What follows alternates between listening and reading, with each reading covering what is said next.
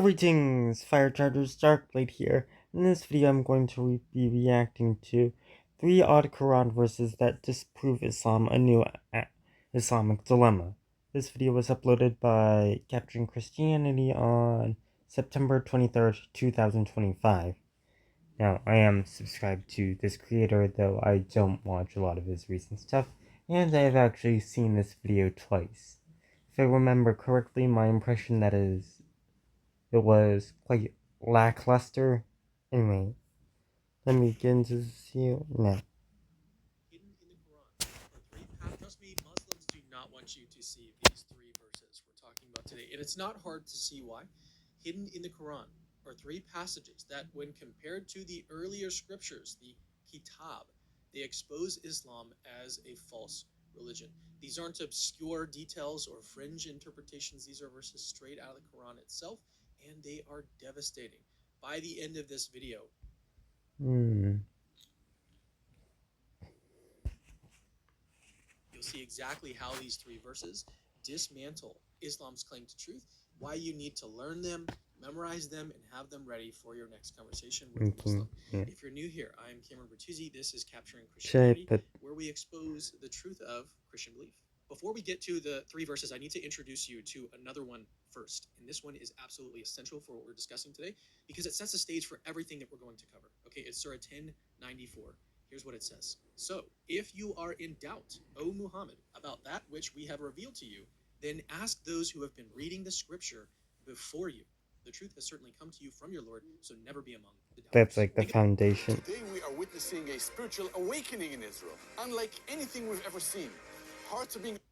The truth has certainly come to you from your Lord, so never be among the doubters. Think about what this is saying. Muhammad himself, or the readers of the Quran, are told that if they have doubts about what's being revealed to them in the Quran, then they can go to the people who are reading the earlier scriptures, meaning Jews and Christians, and then use those scriptures to remove their doubts. But here's...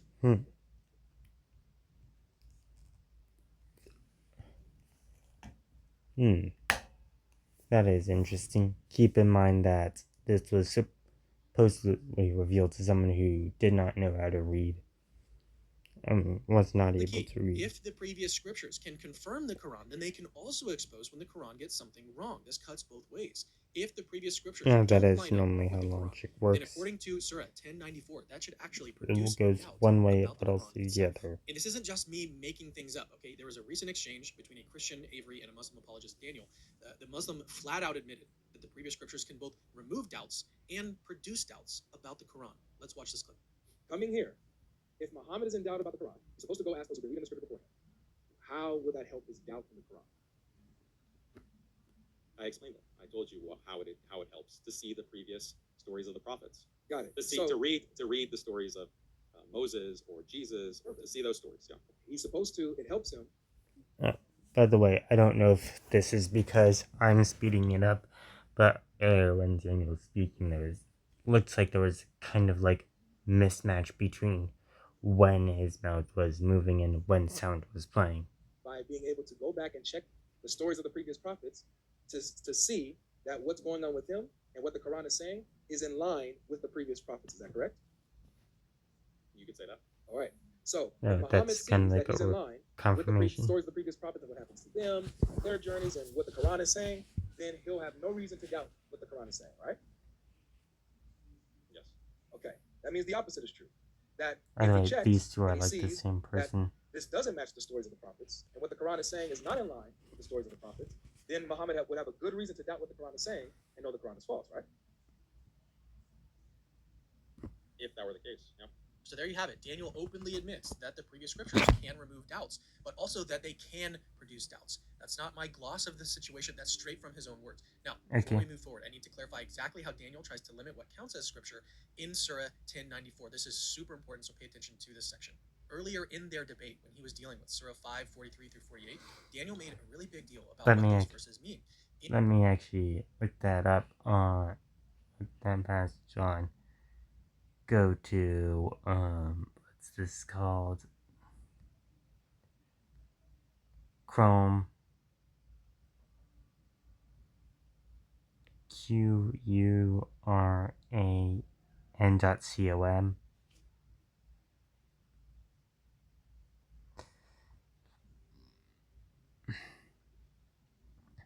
I don't like this.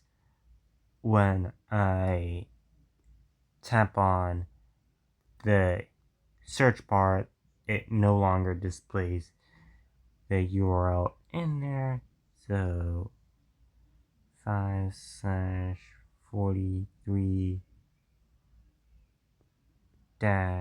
48. Oh wait, that's an underscore, not a dash.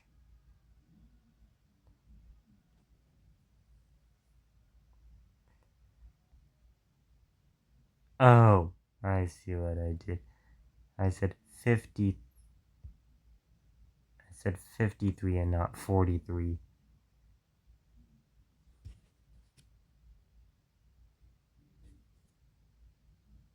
Go.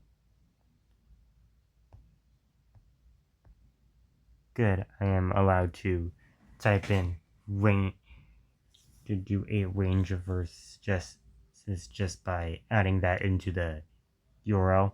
But why then do they come to you for judgment when they already have the Torah containing Allah's judgment? Then they turn away after all. They are not the true believers. Let me see. This is وَكَيْفَ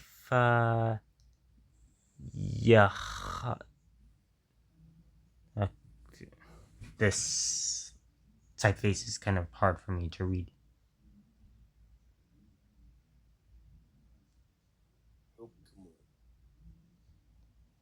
Indeed, we revealed the Torah as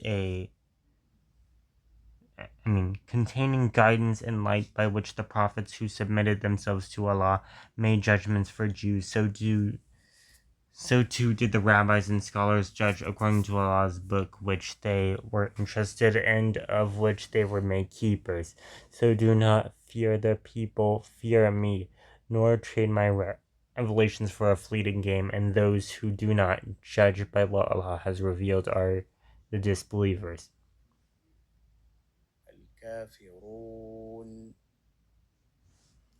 I think... Oh, where's my widget? Where did my widget go? Oh, there you are. I think this mark here, that's the short mark that's still going up and down, is called the dagger alif. We ordain for them in the Torah life for life, an eye for an eye, a nose for a nose, an ear for an ear, a tooth for a tooth, wounds for rounds for equal retaliation. But whoever waives it charitably, it will be atonement for them, and whoever does not judge by what Allah has revealed are truly the wrongdoers.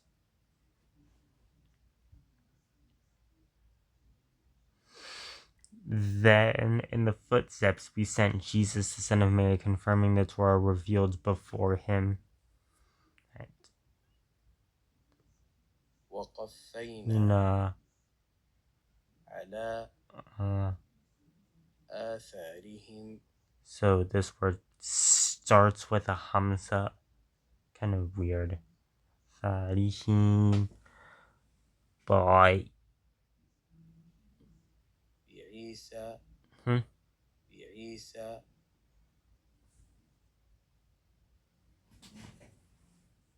Wait, what word?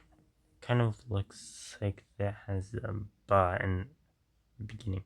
بين بعيسى Yeah, okay.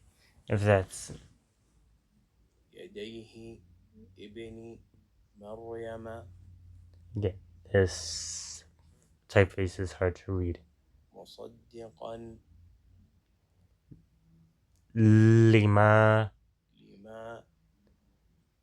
بين يديه يديه min التوراة وآتيناه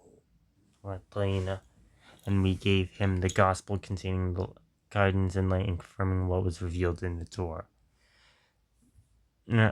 Less guidance. الإنجيل فيه Literally in him. هدى ونور ومصدقا لما بين يديه من التوراة Right. It says what was revealed before him, but the Arabic word for a temporal before is qabl. That's spelled qaf, ba, lam. Here it does not say qabl, qabl, qablahu or something like that. Qablu or something like that. It says بين yadayhi. يديه. That means between his hands, so it is before him in a spatial sense, like in front of him. وليحكم أهل The people of the gospel. So let the people of the gospel judge by وليحكم أهل الإنجيل بما أنزل الله وليحكم أهل الإنجيل بما where's the stop button? How do I stop this? أنزل الله فيه. Oh, good. There was an X down there. And those who do not judge by what Allah has revealed are truly the rebellious. We have revealed to you, O Prophet, this book which with the truth as a confirmation of previous scriptures and the supreme authority over them. That is what? الكتاب ومهيمنا. Here in the I think this is the Clear Quran by Mustafa al-Khattab, but I can check that. Okay, yeah, it is. Mustafa al-Khattab says supreme authority, but if you tap on the actual word, يديه مصدق ومهيمنا. you see, when you tap on the word, it shows the glosses, not supreme authority. من عليه فاحكم. So judge between them what Allah is revealed, and do not follow their desires of the way of truth, or teach of you if we have ordained the code of law and the way of life. Oh look, there's an Explore Answers button. I think this was added by the website. Clarificación is not. And scriptures, including the Torah and the gospel given to Jesus, peace be upon them, and the final revelation given to the messenger Muhammad. The Quran serves as the guardian over the scripture. Concerning the description of the Quran, even Atiyah notes, the exegetes have used different expressions to capture the mention of Muhammad. Ibn Abbas said it means witness. He also said that it means entrusted. Ibn Zayd said its meaning is confirmer. Hassan and bin Abi al-Hassan, that's kind of redundant. And since it means trustworthy, al-Zajjaj mentioned overseer. The word muhim is more specific than these expressions because it is the one who is muhim over something responsible for it, witnessing its truth and safeguarding its existence, not allowing anything to enter it. Person exalted over his creations and his servants. A guardian is a muhaimin over his words and the wards and their wealth, and a ruler is muhaimin over his subjects and affairs. Over the previous books, bearing witness to what is true and then clarifying the distortions made by those who alter them. This involves holding the same core messages in those specific rulings made. Some rulings remain the same while others are abrogated. The Quran also distinguishes true teachings and corruptions of the text, which there are none. Hence, if we're looking at earlier scriptures, one should compare their contents with the Quran to know what to accept and what to reject as a distortion. Some commentators, such as Al-Sam'ani, have stated the true books of God are the ones whose message is to be confirmed by the Quran, while those that are at odds with the Quran are not. That is, like, what's it called? that seems like confirmation bias. On this basis, likes of Paul's epistles are not recognized as scripture from Islam.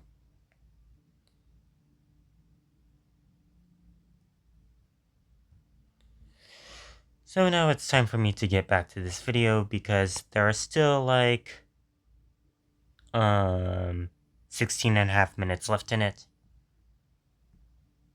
In those passages, Jews and Christians are told to judge by what Allah has revealed in their scriptures. Christians typically point to this as proof that the Quran actually affirms the authority of the Bible, but Daniel pushed back really hard. He insisted that those verses weren't about the entire body of scripture. They were only about legal rulings, things like stoning and eye for an eye. So in other words, he tried to confine those verses strictly to biblical law.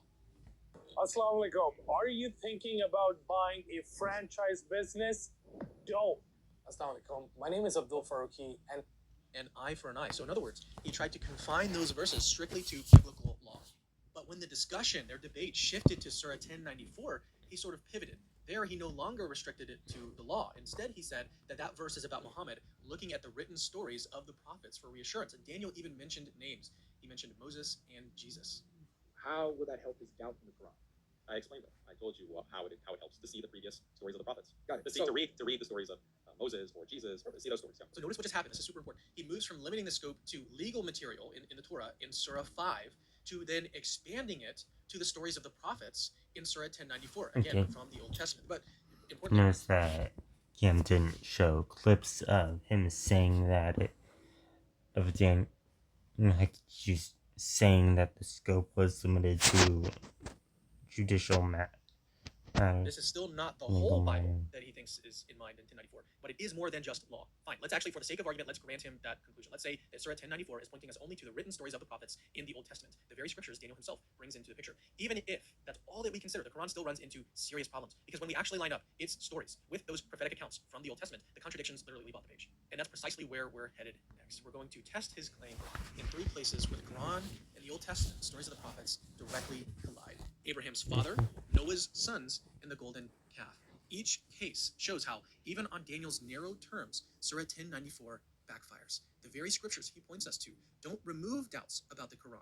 They produce them. Let's start with the first and most straightforward example, Abraham's father. You know, speaking of doubts, one thing I don't want to be in doubt about, hopeful, and want to see more content, teams, updates. So all right, back to our first example, Abraham's father. Yeah, him skipping the whatever plug that was. Our first Quran verse is one you'll definitely want to memorize because it's short, it's simple, and absolutely devastating. The Quran says in Surah 674, when Abraham said to his father, Azar, do you take idols as gods? Indeed, I see you and your people in manifest error.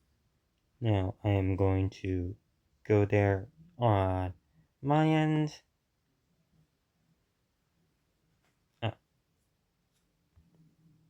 There you are.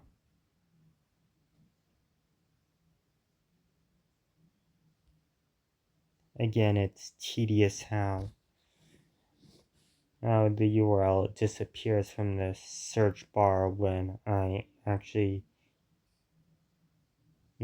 tap on the search bar. And remember,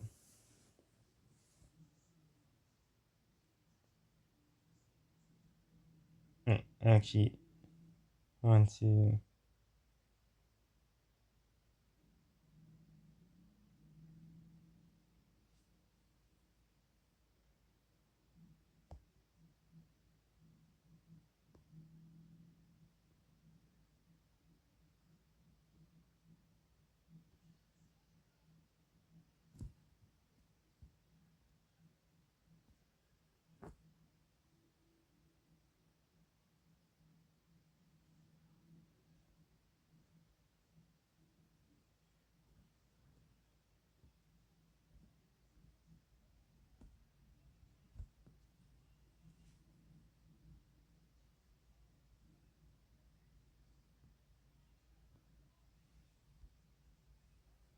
Okay, lock that in, Surah 674. Abraham's father's name, according to the Quran, is Azar.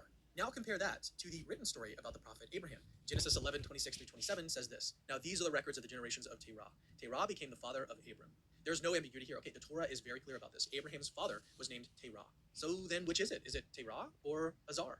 I actually made a video on this. I think this is an extremely bad point because kinship terms have a very broad application. Like they've always had a very broad application. Like they still have a very broad application in basically everywhere on Earth. An example of them having this broad application comes from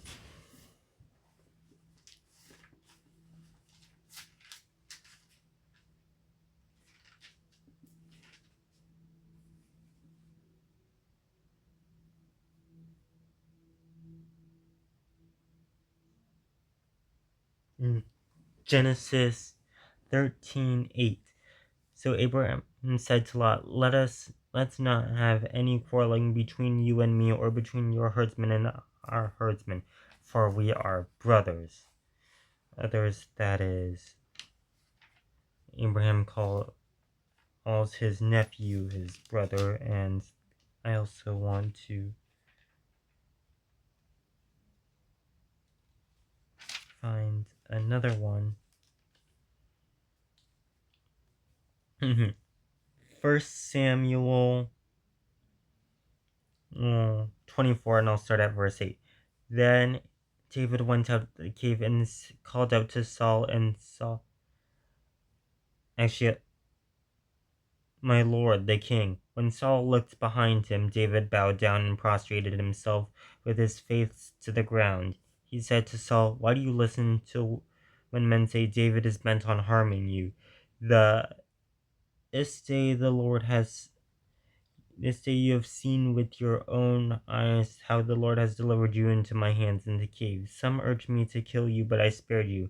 I said, I will not lift my hand against my master, because he is the Lord's anointed. See, my father, look at this piece of your robe in my hand. I cut off the corner of your robe, but I did not kill you. Now understand and recognize that I am not guilty of wrongdoing or rebellion. I have not wronged you, but you are hunting me down and to take my life. May the Lord judge between you and me, and may the Lord avenge the wrongs you have done to me, but my hand will not touch you. And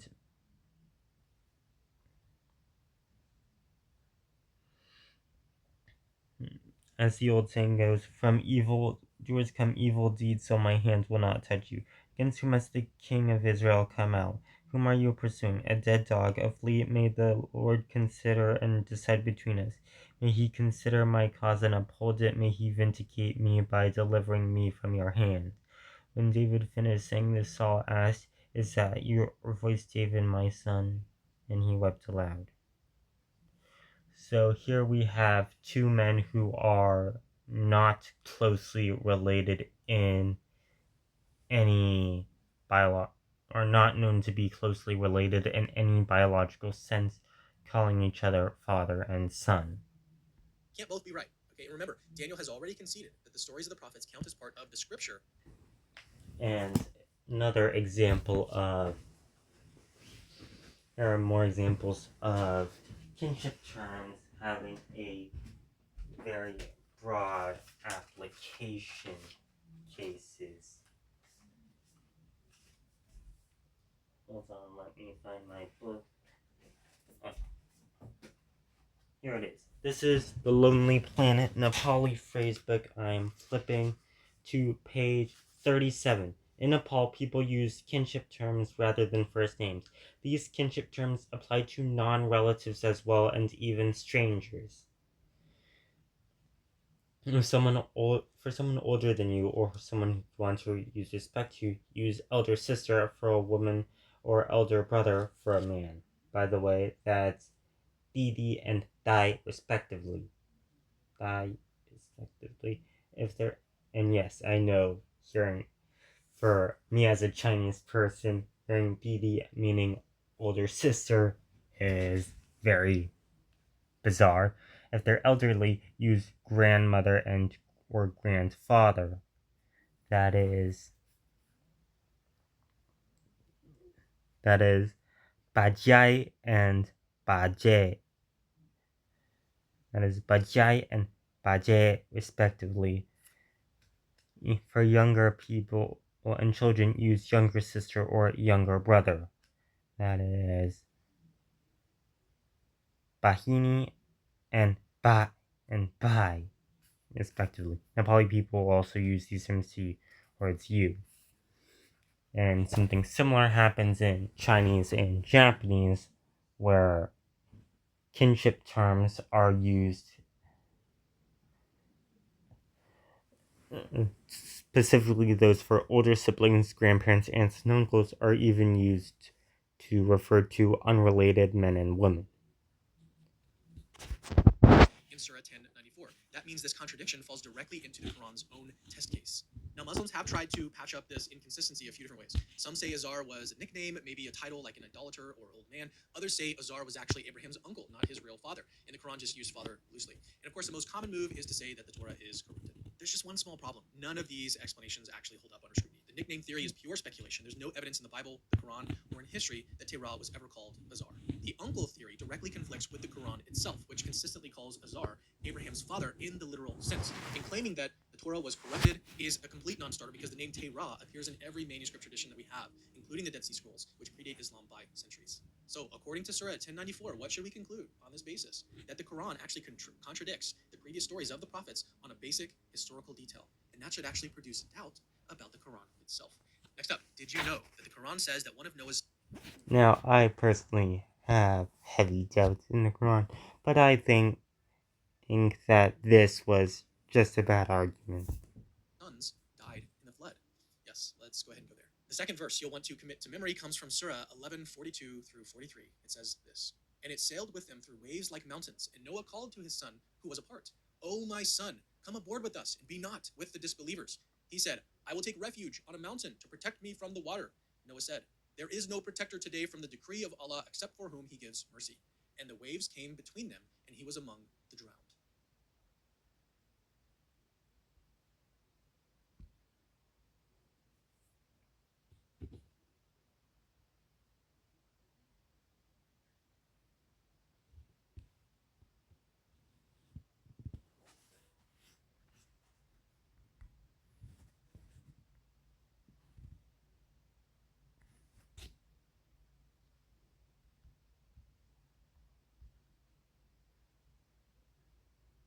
And so the ark sails with them. Yeah, checks out.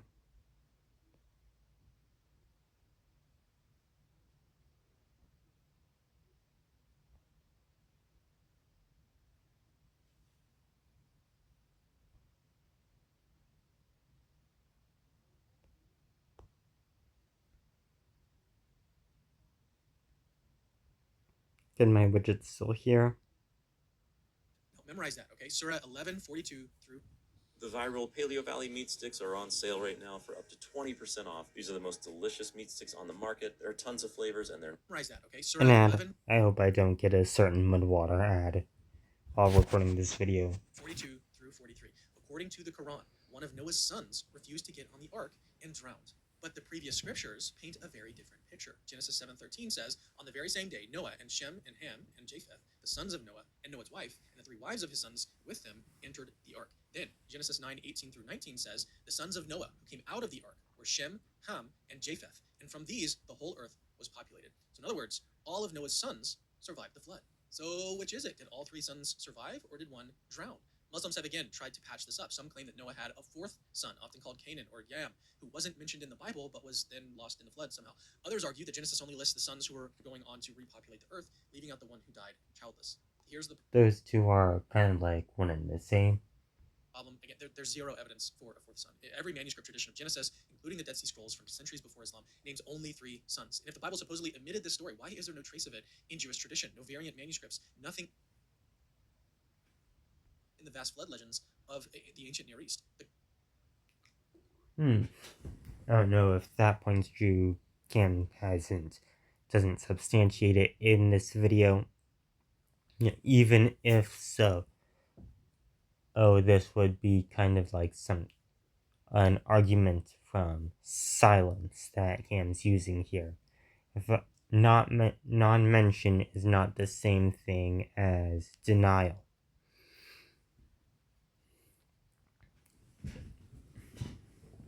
Nile not mentioning a fourth son is not the same thing as categorically saying Noah did not have a fourth son who refused to get on the ark and ended up drowning. The Quran is the first place where this detail shows up. So what's more likely that every If that's the case, if that is indeed the case, then it would to support the idea that the idea of a Noah having a fourth son who refused to get in the ark and then drowned is a man-made idea. Jewish and Christian community worldwide somehow conspired to erase this extra son, or that the Quran simply got the story wrong. According to its That text is, in I 1094, think the that's previous stories of the possible. prophets should remove doubt or produce doubt. And in this case, it produces more doubt. I And we're not give done. The this golden calf story is up next, and it's much. I probably give that one like 2.5 stars. The previous one maybe 0.8. Much worse. The third verse, or set of verses that you need to lock in, is Surah 20, verses 85 through 88. Here's what it says. Allah said, "But indeed, we have tried your people after you departed, and the Samiri has led them astray. And he, the Samiri, extracted for them the statue of a calf which had a lowing sound. And they said, 'This is your God and the God of Moses.' But he forgot." Memorize that. Again, Surah 20, 85 through 88. And let me go to Chrome. Copy and paste.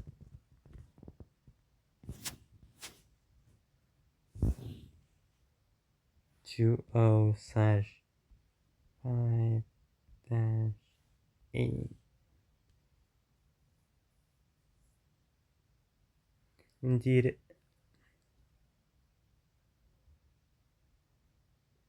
or the man from Samaria was a hypocrite. So Moses returned to his people furious and sorrowful, said, "O my people, hath your Lord not made you a good promise? Has my absence been too long for you, or have you wished for the path of your Lord to befall you, so you broke your promise to me?"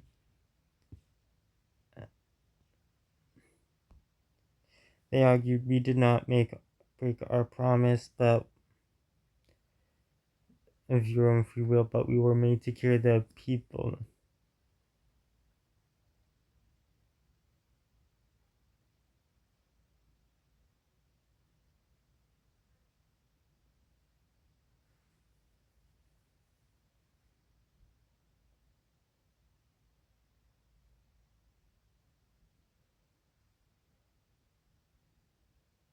Through 88. According to the Quran, when Moses went up to Mount Sinai, it wasn't Aaron who made the golden calf. It was a mysterious figure called the Samiri, literally the Samaritan.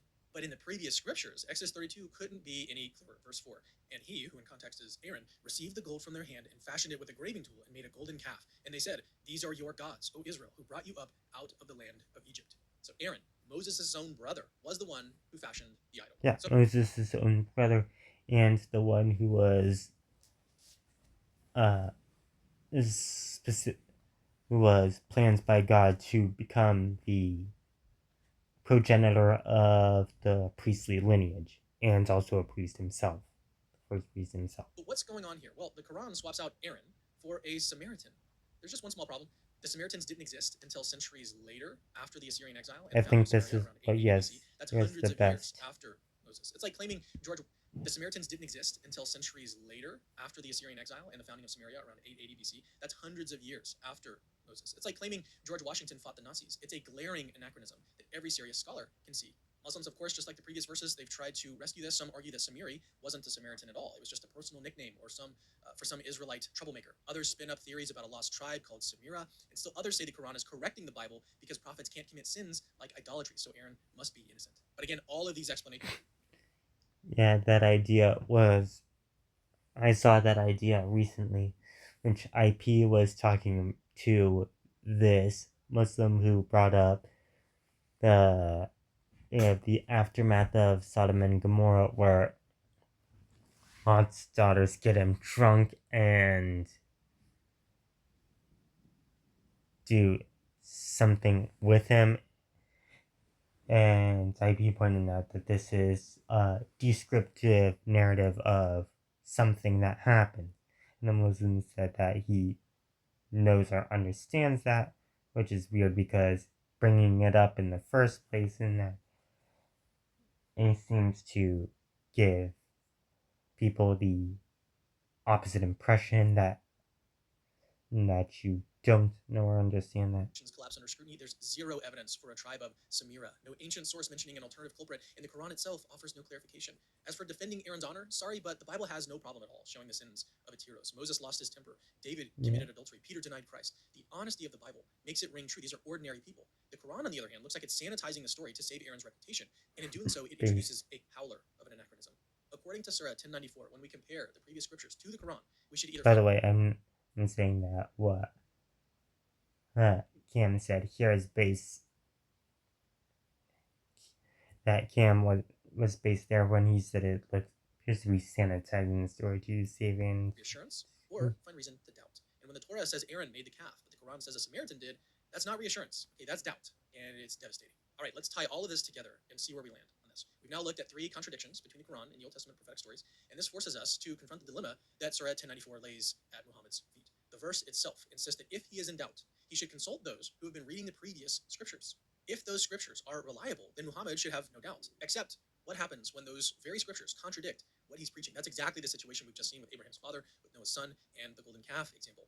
On Daniel's own interpretation of 1094, the prophetic stories of the Old Testament don't remove doubts about the Quran. They produce them. This puts Islam in a very tight corner. There are really only 2 horns of the dilemma. This is sometimes called the Islamic dilemma. Horn 1, the prophetic stories in the Old Testament are reliable. If that's true, then the Quran is false because it directly contradicts them. Horn 2, the prophetic stories are unreliable. But in that case, Surah 1094 is literally incoherent. The verse directs Muhammad to consult stories that can't be trusted. That would mean God himself is pointing his prophet to corrupted sources as a way of resolving doubts, and that makes absolutely no sense. Yeah, that is. This isn't just a wallet, it's a rare find. There's something different about owning something almost nobody else has. That's why when Ridge dropped their limited consumer sources as a way of resolving doubts, and that makes absolutely no sense.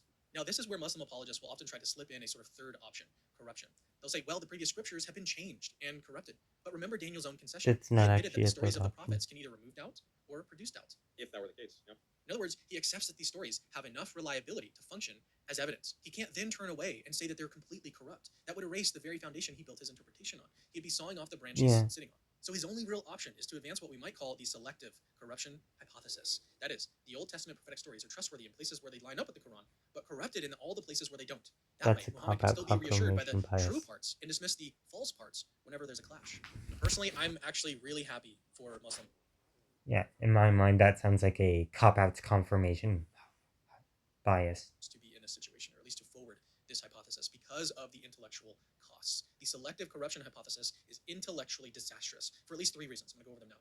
First, it's unevidenced. Okay, if you're going to say that specific passages of the Bible are corrupt, you need independent historical reasons for thinking so, reasons apart from the Quran itself. But there is no manuscript evidence, no patristic commentary, no archaeological find suggesting that Abraham's father was ever called Azar in Jewish tradition, or that Noah lost a son in the flood, or that the Samaritans existed in the time of Moses. The textual evidence we do have, Hebrew, Greek, Samaritan Pentateuch, Dead Sea Scrolls, all affirm the very details that contradict the Quran. Selective corruption isn't just improbable, it's completely without historical warrant. Secondly, it's unfalsifiable. Okay, if every time that the Quran disagrees with the Bible you can just say corruption, then there's no possible way to actually test the Quran's claims. Any counterexample, no matter how strong, can just be brushed aside.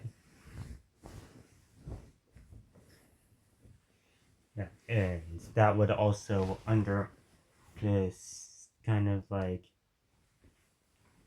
that would also undermine the Quran itself, which tells the recipient to do such testing. Though the fact that it's said to do such testing is, I don't know how, and it supposedly came through a person who couldn't read. Maybe someone can say how those two mesh with each other. I don't know. With a hand wave. That's not a defense, okay? That's immunizing your view against evidence. And once you do that, you've abandoned rational argument altogether. Third, and probably most importantly, it's circular. Okay, the logic kind of goes like this. The Quran is true, therefore if the Bible contradicts it, that part must be false. Therefore, the Quran is true. That's not a rational argument, okay? It's a closed loop. You've already assumed what you set out to prove. And to make matters worse, this circle flies directly in the face of Surah 1094 itself. The verse tells Muhammad to resolve doubt by looking to earlier scripture. But if you're going to assume in advance that anything which disagrees is corrupt, then you can't possibly use scripture to remove doubts. You've gutted the verse of its Yeah, and we actually saw that with one of those Explorer notes in the Quran.com website. Higher points. So let's sort of take a step back and take stock. Okay, we've looked at 3 passages, well, really 4, and when we hold them up in the light of the Old Testament, the results are absolutely devastating. The Quran tells Muhammad to seek confirmation from the earlier scriptures, but those scriptures actually undermine the Quran's authority. The only way out is to claim selective corruption, but that view is unevidenced, it's unfalsifiable, and circular. In short, it's not a lifeline, it's a rational dead end. And notice what makes this especially powerful. Okay, we're not setting up straw men or relying on obscure sources. We're using the exact standards and admissions of a popular Muslim apologist with nearly 500,000 subscribers. He himself, Daniel, admitted that the previous scriptures can both remove doubt and produce doubt. He himself said that Surah 1094 is referring to the written stories of the prophets, Moses, Jesus, and others. We simply took him at his word, lined up the Quran with those stories, and the contradictions literally leapt off the page. That's why these verses expose Islam as false, not because we forced them into a dilemma, but because their own text and their own defenders did that for us. So yeah, I agree with that. Learn these verses, memorize them, use them. Oh, and by the way, Christianity is true. Yeah. And that is all for this video. Make sure to like and subscribe to me and to Capturing Christianity if that is what you will for. He's almost at 400k, and I will leave this link to the original in the description.